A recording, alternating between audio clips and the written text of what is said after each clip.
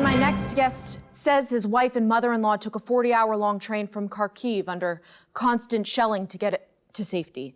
Daniel Raiskin, music director of the Winnipeg Symphony Orchestra, joins me now from Bratislava, the capital of Slovakia. Daniel, it's good to see you. What was that journey like, that 40-hour-long train ride? Did they have access to water or to food? And did you ever lose contact with them? Well, I had a very sketchy contact because my wife was very afraid of losing the battery of the phone. And you should imagine that in 4-person's compartment of the train, they were with 11 people and a cat and a young girl who was terribly scared.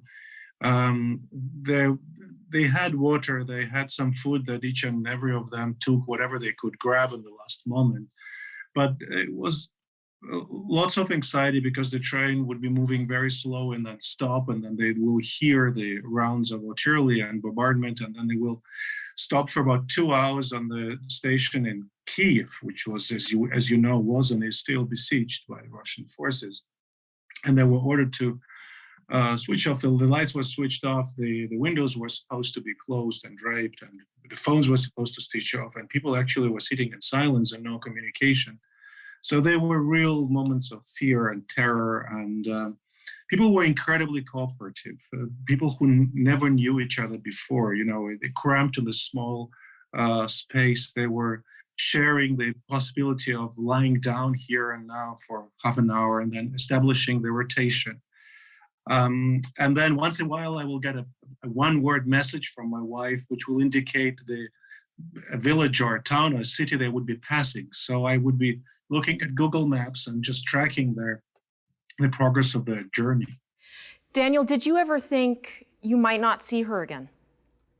Oh yeah, many occasions. And particularly when a day before they left, she called me, and I barely could hear her because the sounds of shelling and bombing was so loud in the background. This is when you have this distinct animal-like fear that something which is so close and dear to you will just be smashed and lost forever, you know. So it's I wouldn't be able to translate it into words, this fear and terror, and I believe that the one they experienced on this journey was times more aggravated. But this is something you won't wish to your most vicious enemy. This. You know, before I let you go, what message would you like to give to Mr. Putin if you had an opportunity to speak to him? Well, there's so many things.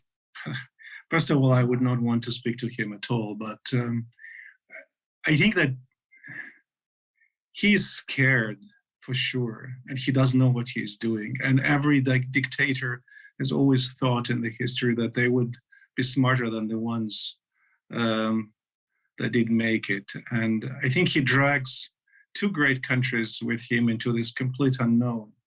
But for me, seeing the destruction and the pain of completely innocent people, actually on both sides, but mainly in Ukraine now, is something that I find absolutely not fitting human soul and human.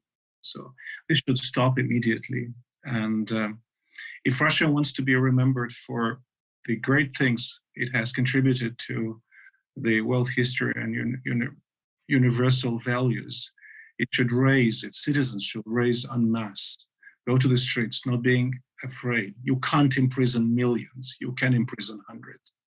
So I call on my compatriots, being still a Russian citizen who doesn't know if I ever will see my elderly parents who are 86 and they're in St. Petersburg, where I'm from, talking to you and naming things by their name, I am quite sure to not having access to them for a while. But I'm calling on my compatriots to take a stand, take to the streets, not being afraid, open their eyes and hearts before it's too late. Daniel, thank you so much for taking the time and for sharing your story.